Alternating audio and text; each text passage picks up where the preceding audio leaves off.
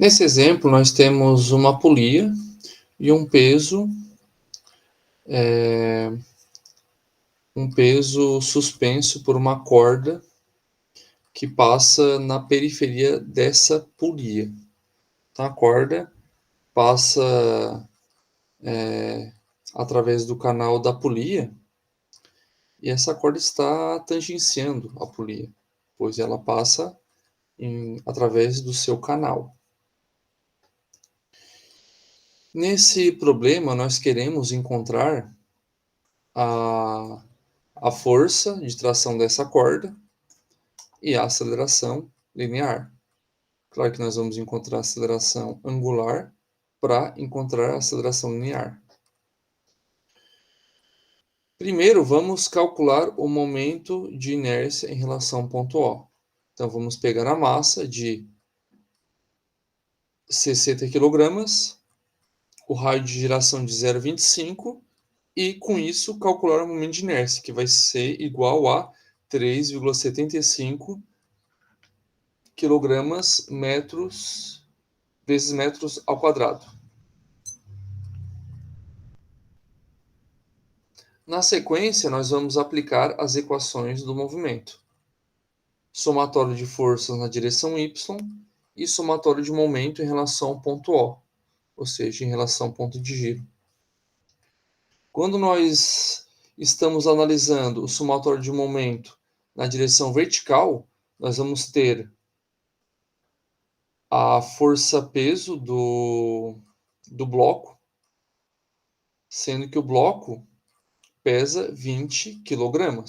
Lembrando que nós estamos analisando o bloco quando nós executamos o somatório de forças na direção y. Nós estamos analisando o bloco e a corda que está suspendendo o bloco. O bloco está suspenso pela corda. E nessa corda há uma força de tração. Então, a força-peso do bloco, né, que vai ser igual a massa multiplicada pela aceleração da gravidade, e a força de tração, que nem mostra no diagrama de corpo livre, a força-peso estar para baixo e a força de tração para cima, equilibrando o sistema. Quer dizer, equilibrando do ponto de vista dinâmico, né? Porque se o bloco está em movimento, alguma força é superior à outra, né? Fazendo com que haja um equilíbrio dinâmico, ou seja, com uma aceleração presente diferente de zero. Então, é bom a gente destacar a diferença entre o equilíbrio estático e o equilíbrio dinâmico. Nesse caso, nós estamos tratando do equilíbrio dinâmico, que a gente soma duas forças e, somando ambas, a gente vai obter uma força que vai causar a aceleração do bloco, nesse caso. E do outro lado da igualdade, nós temos a massa de 20 kg e a aceleração do bloco, que nós vamos encontrar. A aceleração linear na direção da corda, ou seja, na direção vertical. E quando nós estivermos realizando o somatório dos momentos em relação ao ponto O, nós vamos ter a força de tração da corda multiplicado pelo raio, gerando o momento em relação ao ponto O. E quando a gente gera esse momento, analisando o momento empregado, nós vamos obter uma aceleração angular, né? Então, do outro lado da igualdade, nós vamos ter o momento de inércia, que nós já calculamos, e a aceleração angular. Então, nesse caso, nós temos duas incógnitas e duas equações. A gente precisa fazer a conversão, como mostra abaixo, né? Na equação 3, onde a aceleração linear na direção vertical, ou seja, na direção da corda, vai ser igual a aceleração angular multiplicado pelo raio. Assim, a gente substitui o A por alfa multiplicado por 0,4. Com isso, vai ficar como incógnita a tração da corda e a aceleração angular. Com isso, nós vamos encontrar a força da corda, a aceleração angular e também a aceleração linear. A gente poderia também fazer o inverso, né? Passar o 0,4 para o outro lado da igualdade e substituir a aceleração angular por a aceleração linear dividido por 0,4. Assim, nós iríamos encontrar a força T e a aceleração linear, para depois encontrar a aceleração angular.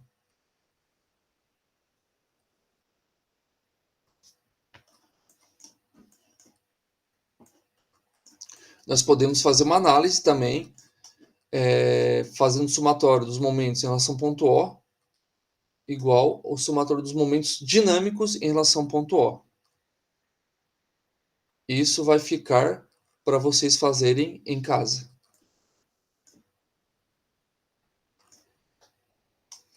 Nesse caso, nós temos uma barra girando em relação ao ponto A. Novamente, nós vamos aplicar 3 equações. Somatório de forças na direção normal, somatório de forças na direção tangencial e somatório de momentos em relação ao ponto O. Ponto A. Somatório de momento em relação ao ponto A. Quando nós estamos analisando o somatório das forças na direção normal, nós vamos ter a força de reação no ponto a força peso na direção normal. Então, nesse caso, eu estou encontrando a componente da força peso na direção normal. Então, eu pego a força peso, que é massa vezes G, e multiplico por seno de θ para encontrar a componente da força peso em direção normal.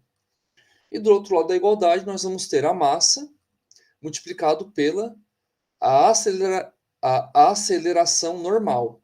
Lembrando que a aceleração normal é igual a velocidade angular ao quadrado multiplicado pela distância entre o ponto G e o ponto A.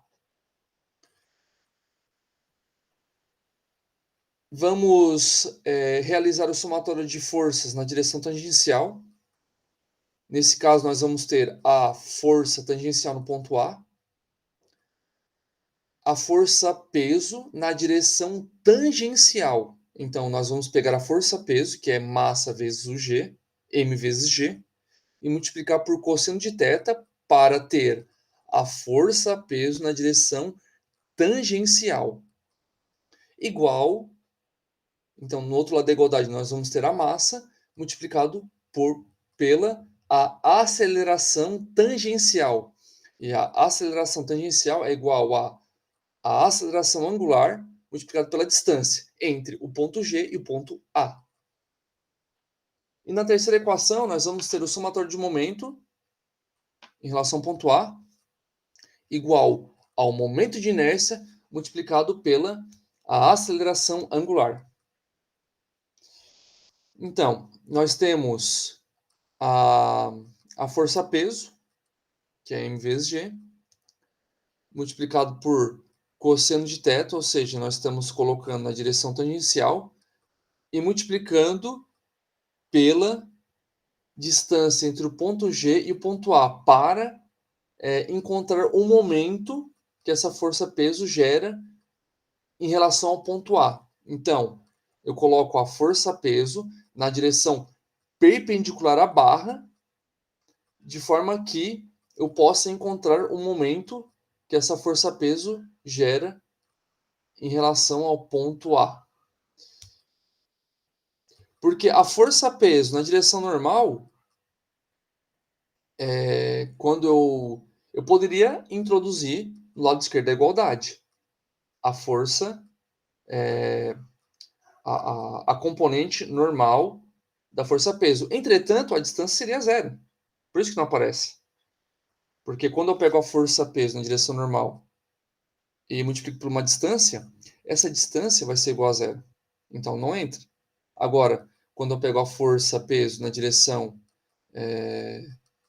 tangencial, daí sim, eu tenho uma distância de L sobre 2, que é a distância entre o ponto G e o ponto A. Né? Então, quando eu tenho uma força multiplicada por uma distância, eu vou gerar um momento. E do outro lado da igualdade, nós vamos ter o momento de inércia em relação ao ponto A e a aceleração angular. E aqui tem um ponto bem interessante que vocês não precisam se preocupar, porque isso vai ser fornecido na prova, ou vocês podem deixar anotado com destaque no formulário.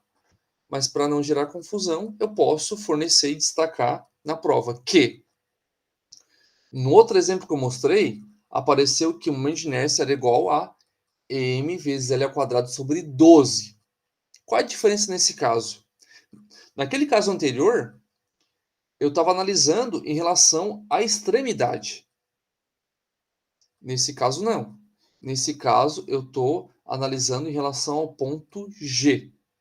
Por isso que há essa diferença do caso anterior para esse caso. Inclusive, nós vamos voltar para fazer a comparação.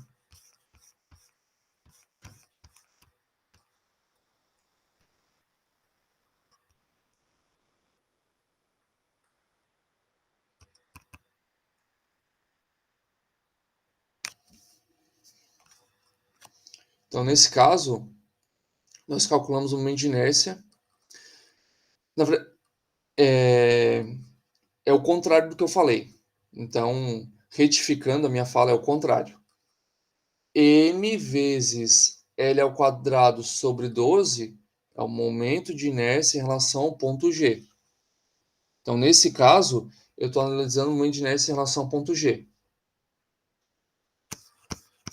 E no caso presente, eu estou analisando o momento de inércia em relação ao ponto A. Então, peço desculpas, mas eu falei o contrário anteriormente. Então, o correto é que ml ao quadrado sobre 12 em relação ao ponto G. ml ao quadrado sobre 3 é em relação à extremidade. Então, vocês corrijam o que eu comentei antes, né? Então, retificando minha fala, corrigindo, fazendo a correção. Quando eu calculo o momento de inércia em relação ao ponto G, eu aplico ml ao quadrado sobre 12. Quando eu calculo o momento de inércia em relação à extremidade, eu aplico ml ao quadrado sobre 3, né? Então, nesse caso, enfatizando e destacando, nesse caso, eu estou calculando o momento de inércia em relação à extremidade. Logo, como eu estou calculando o momento de inércia em relação à extremidade da barra, eu vou aplicar ml ao quadrado sobre 3. Então, de novo, quando eu calculo o momento de inércia em relação à sua extremidade, eu aplico ml ao quadrado sobre 3, como é nesse caso. Porque nesse caso eu estou calculando o momento de inércia em relação ao ponto A. O ponto A está na extremidade da barra, certo? O ponto A está na extremidade da barra. Logo, eu vou aplicar ml ao quadrado sobre 3 para calcular o momento de inércia em relação à extremidade da barra. Com isso, nós temos 3 equações, 3 incógnitas e vamos poder solucionar o problema, né? Claro que nesse caso ele deixa em função das variáveis, né? Mas nós poderíamos encontrar as forças de reação e a aceleração angular, por exemplo, né? Caso fosse fornecida as outras variáveis, né? Considerando que fosse fornecido a massa, o g, o ângulo, a distância L, a velocidade angular, nós iríamos calcular as forças normais no ponto A e a aceleração angular, certo?